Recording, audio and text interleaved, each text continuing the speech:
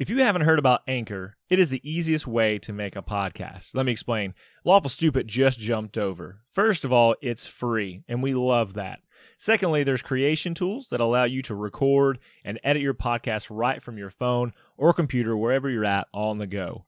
Anchor will also distribute your podcast for you. There are a lot of other vendors out there, a lot of platforms that they will make sure your podcast gets to, so it can be heard on Spotify, Apple Podcasts, and many more. And you can make money from your podcast with zero minimum listenership. It's everything you need to make a podcast all in one place. So download the free Anchor app or go to anchor.fm to get started. Hello, everyone, and welcome to Lawful Stupid Campaign 2.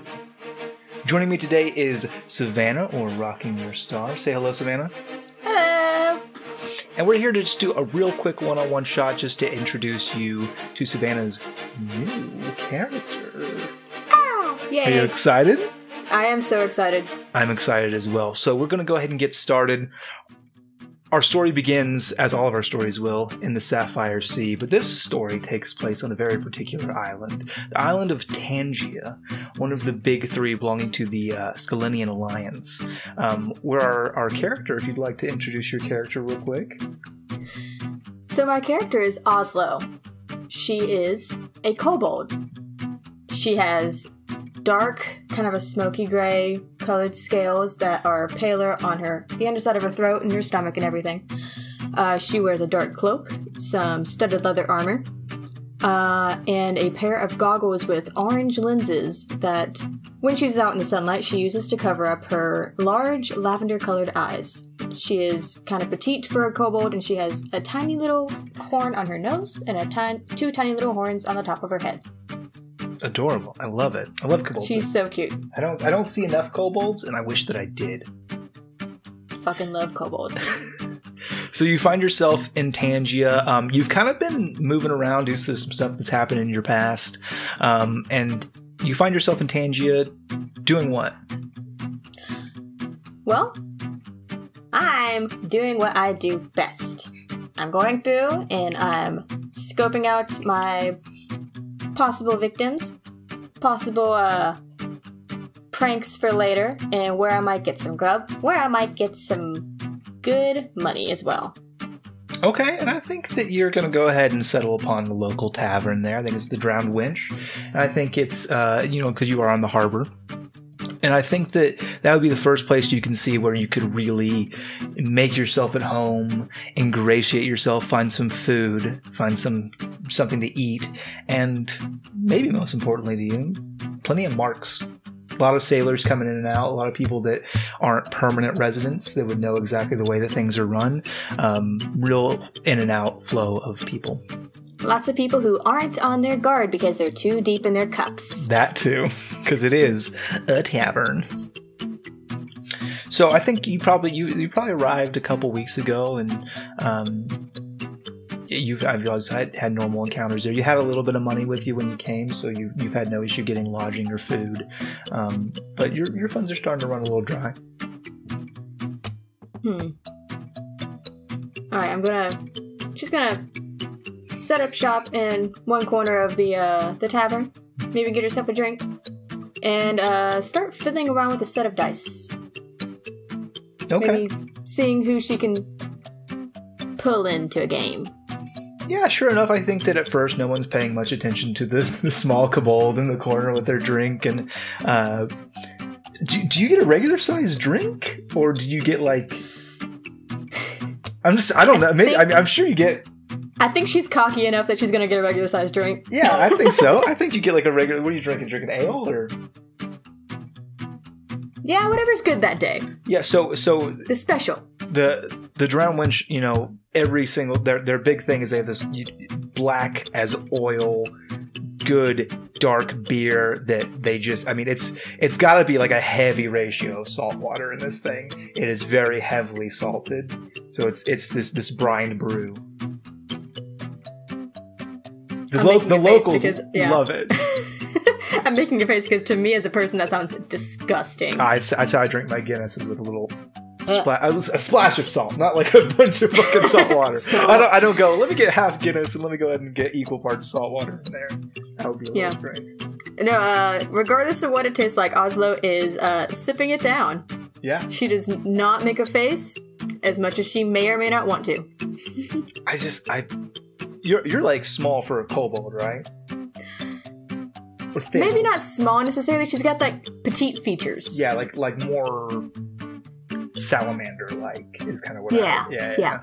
So I just imagine you bringing yourself to the drink instead of bringing the drink to you. Exactly. It doesn't actually leave the table. He's coming in for a sip. And I think end up sticking my entire head into the cup. Yes. I think you're there for a while before eventually someone catches notice, and it's this big burly guy, and you look at him and he's got red hair and big old sideburns down his face, and a number of scars on his hands and arms, but kind of just poor looking clothes made out of like terry cloth, not terry cloth, out of like canvas. He looks like a sailor. He's got just a regular rope holding his belt, and he walks up and he says, "Well, you just gonna play with them there dice, or you gonna roll them?"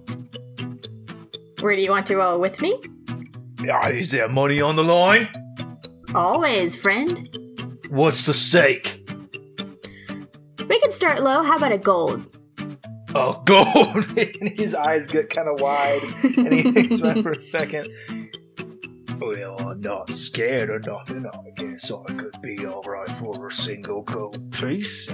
Not scared of a tiny little kobold, are you? Well, I don't know. I mean, I got quite a tab building up over there. He points to the bar. The bartender's just like looking at him, like, "Don't you do it! Don't you do it!" And he's like, "Well, he's not my mom or nothing, so yeah, alright, 1 gold."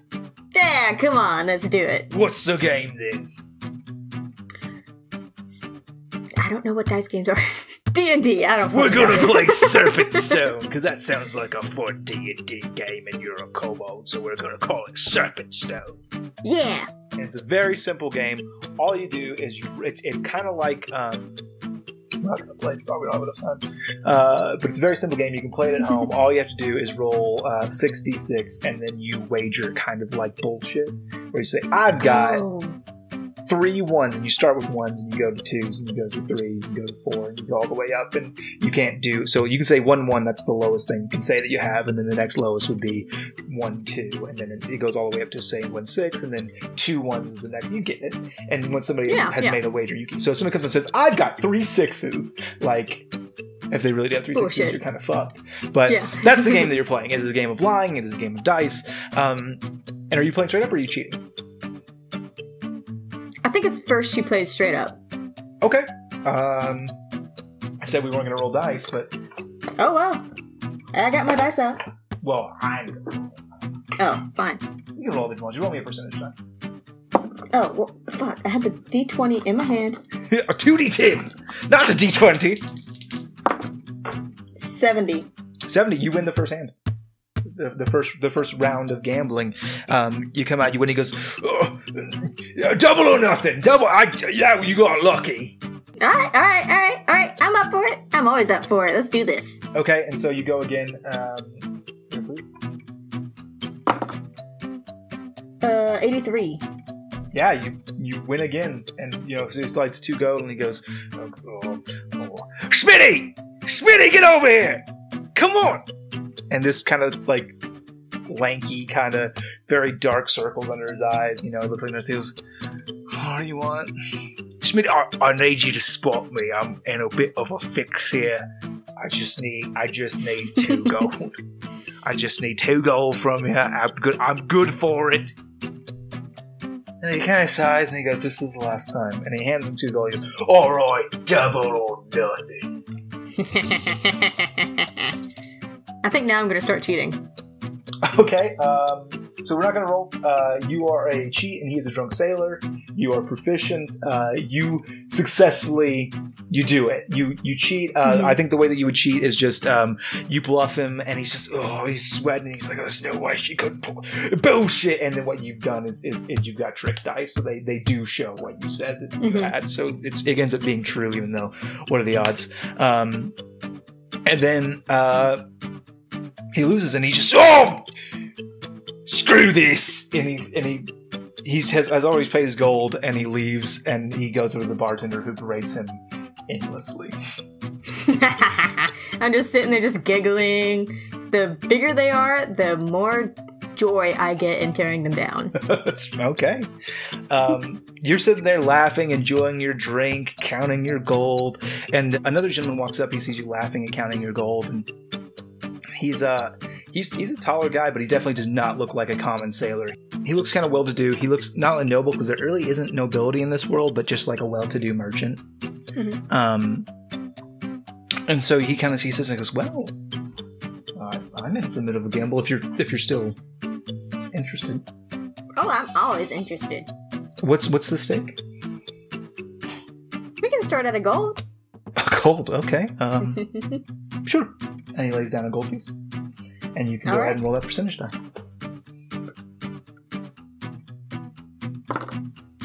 77. And you win.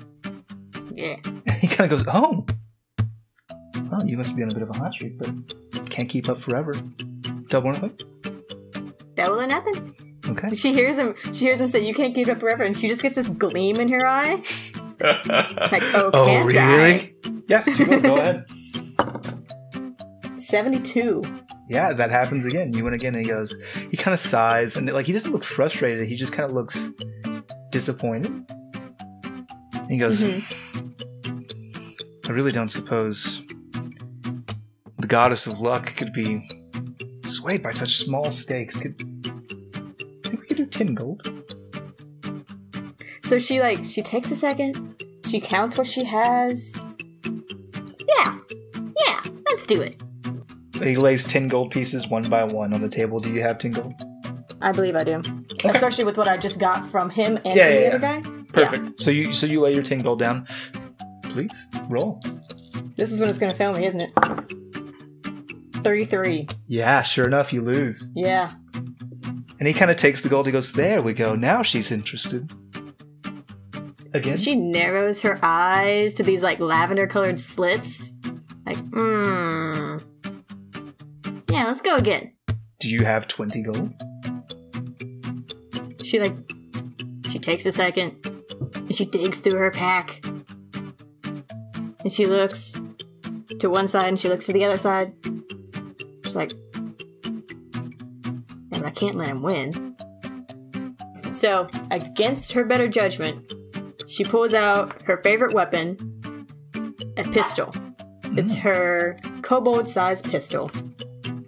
Oh, a Derringer. That's interesting. I could use one of those.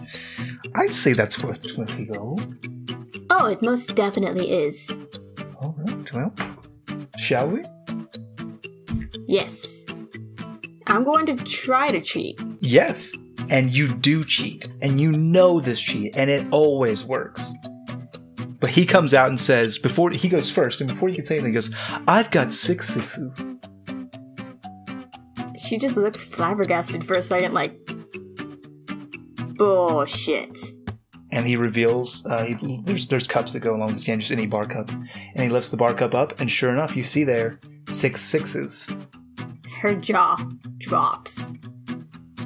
And she's got her little claws on her pistol, and she won't take them off. Excuse me. And he gently slides his hand over, and he puts it on the pistol. He starts to pull away. Come on now. A gamble's a gamble, a wager's a wager. I think she's gonna try and rip it out of his hands and just run away anyway. I think that he's got a hand on it now, and you try to move and just try. Yeah.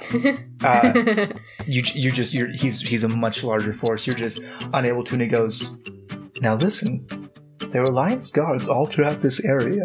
I don't want to get them involved. Do you? Yeah. My word against a kobold? So she was kind of struggling to pull it. And just, and he says that she's,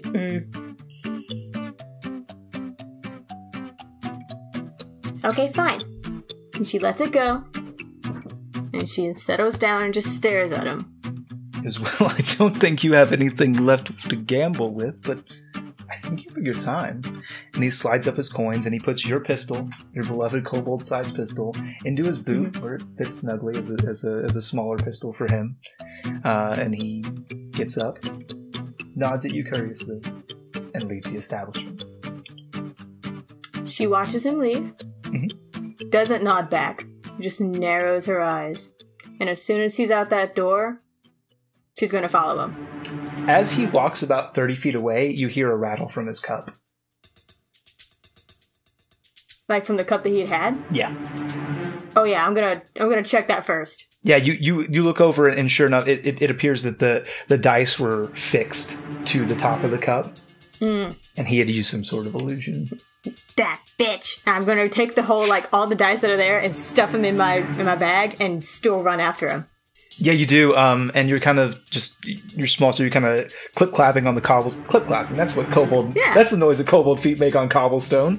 You claws, yeah. Yeah, you clip-clap through the city street, and you're able to, keep up with them. You're able to first catch up to them and then kind of stealthily follow behind, keeping to the shadows, the smaller nooks and crannies where other folks kind of couldn't fit throughout the city. And he does eventually make his way back to a warehouse on the docks. If I can't get close to him, I'm going to keep an eye on him, but if I get the chance to get close to him, I'm going to try to pickpocket his boot to get that back.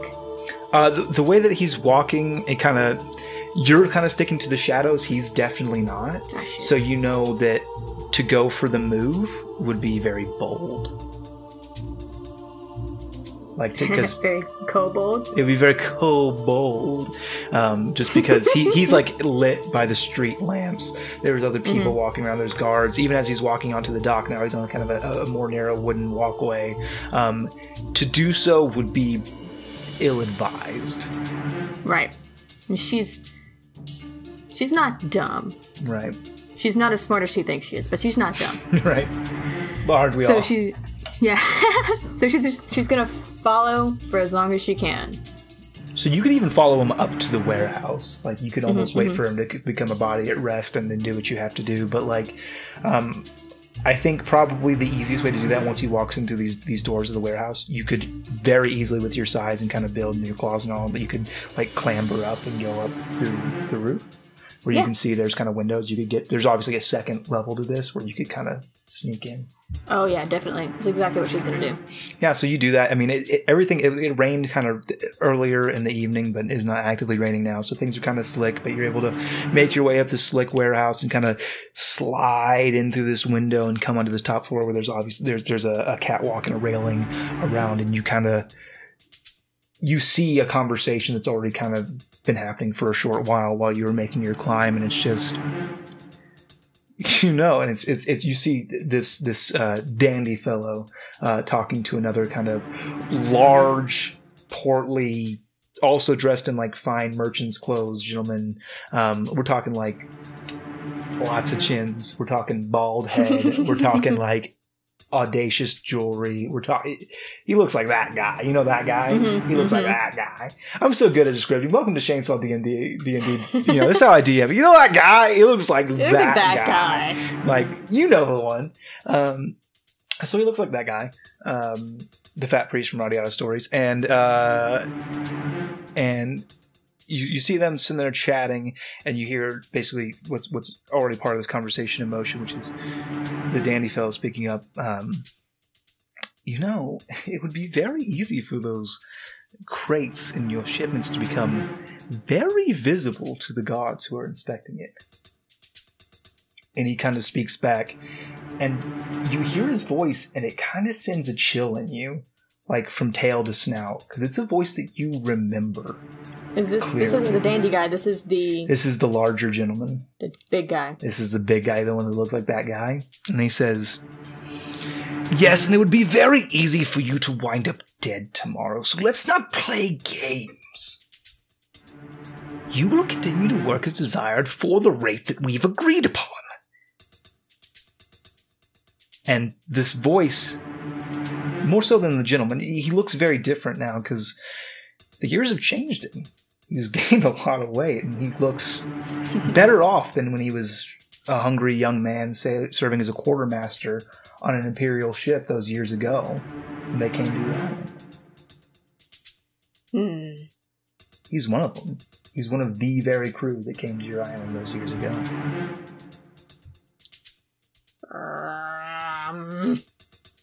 So many things I want to do in here. She's gonna scamper down as quietly as she can. Get down in those crates to keep listening and try and get a little bit closer. Yeah, you're perfectly able to do that. You get a little bit closer. You're kind of in one of these crates, and you hear the conversation continue. Now, there's no need for violence. We're both gentlemen. We're both men of industry. Surely you can understand that my services and the risk involved, they've both increased in value, and I think I'm worth a little bit more. And then you just hear, "Ugh!" And you can't really see because of this crate that you're in, but it's gods! And you hear an exclamation from that dandy, and what's your... Damn it! He goes, now I think that we understand that you're going to play nice. And if you do that, I'll have my healers look after that little scratch. Whatever. That's... Yes, I understand. Good. Now, if you go to this address, you will see exactly someone. You'll find someone who's willing to take care. And then you hear footsteps. So she has a second of like, do I stay? Do I follow him? Do I stay? Do I follow him? Let's stay and kill him. I don't have a weapon. So she's going to follow the dandy guy and take note of where this warehouse was. Sure, yeah, that's your intent. So that's my intent, at least. That's your intent. So as you come out of the crate, there's been a repositioning, and like as soon as you're slowly lifting up, you see this larger gentleman has walked over closer to where you are. You heard the footsteps of the man walking away, and you heard more footsteps, but you didn't realize they were walking towards you, per se. And as you lift the lid up, your eyes meet. Shit.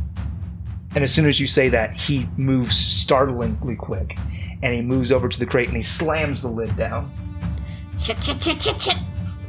I'm inside the crate? Yes. Fuck, I'm gonna start just clawing at the lid. These little tiny kobold claws just, let me out! You start to push, and you start to struggle against the lid, and he's sitting on it, and he's very fat. That's what we discussed multiple times. He's a very fat man. There's no way your kobold strength is going to be able to do it. Oh God, no. And he just goes, men! And he starts calling for guards who promptly arrive, and when the lid finally is yanked off very quickly, you poke your head out, ready to run, ready to scramble, and there's 6 armed men standing completely surrounding you. I still probably launch myself at the first one. Sure. And he picks me up like a dog or something, I imagine. No, I think you adhere to his face. I think yes! I think you get a big chunk of ear. I think you I'm gonna go straight face hugger on this. And just flesh from one of his ears. He goes, "Gods, get it off!" And, no! And he kind of rips you off, and he grabs you both hands, pinning your arms to your side, and he just goes, "Who are you?" I'm just swearing at him in Draconic, just in like the kobold language, just screaming. Yeah, I think that it doesn't take long before him just thumps you over the head. I think it's like, who are you? Why are you here? What are you?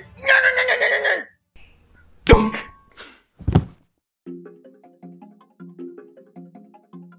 Your vision is dark, and you feel like you're swimming.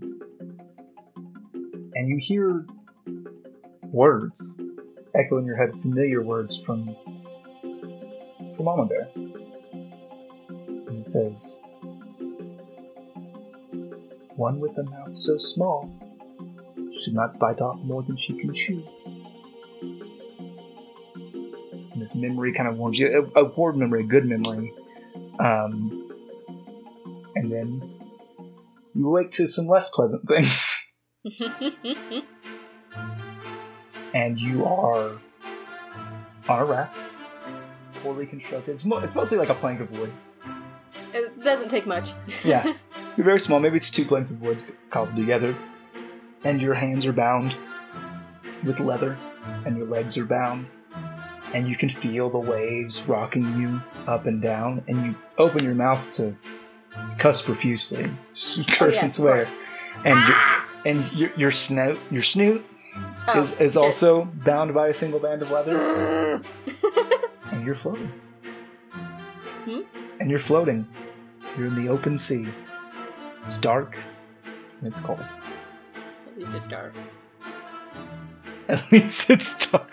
Oh, thank God, the dark is here to comfort me. No, because if it was bright light and I'm staring, couldn't get your goggles on. Yeah, trying to get with your shoulder.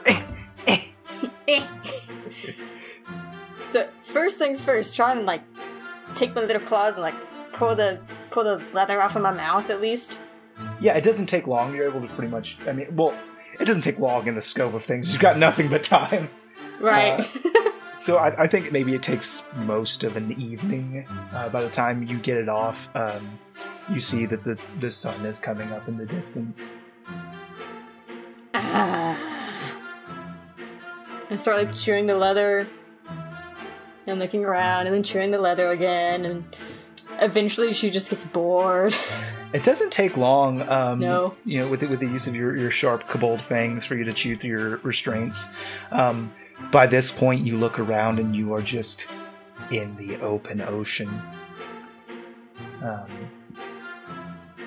Every direction that you look in a 360 is water. There is no landmass. There is no ship or sail to bring you hope or comfort. It's just a new dawning sun, and you, recently freed from restraints, sailing, drifting. She just lays, after a while, after she gets bored, watches the sunrise, puts her goggles on, lays back, and just kind of drifts. And eventually, out of her boredom, just row, row, row, yeah, about gently down the sea. Merrily, merrily, merrily, merrily. Fuck this shit.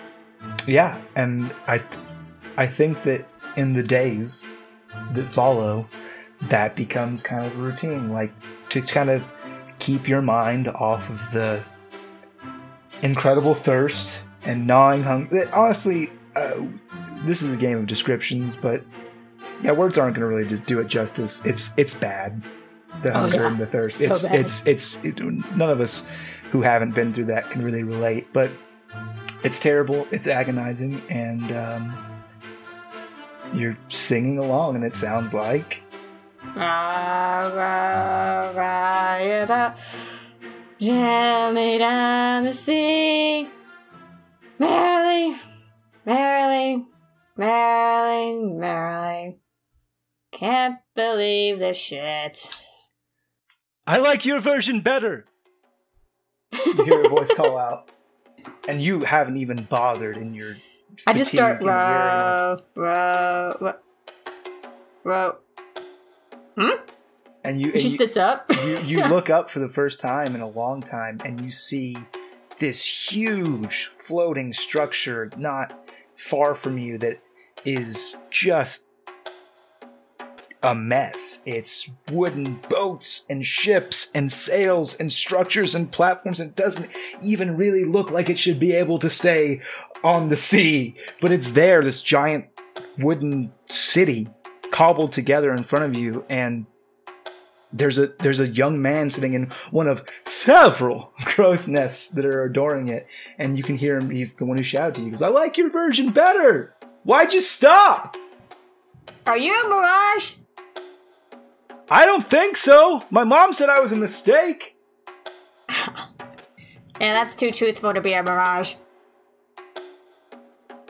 Can you throw a rope down or something? Yeah, stand fast. And sure enough, not a rope, but because you're kind of a ways off, but a short time later, a small rowboat, a dinghy, comes out to your location, and there's a young man on it, different than the man who had been shouting at you. And he kind of scoops you up and puts you onto the ship, and he goes, "You're gonna be okay." I think she just falls over. I think so. Yeah, I think you just collapse from exertion at this point, and exposure, and you wake up a time later, and you don't know how long it's been, but you see this young man with very tan skin, kind of like olive eyes, and this dark shaggy hair, and he's dressed in like a very, very motley garb, like what you would see like a mummer wearing. It doesn't look like any sort of working man's clothes. And he's kind of sitting there by the bed, and you see that he's brought you water and he's brought you food, and he goes, "Oh, you're awake."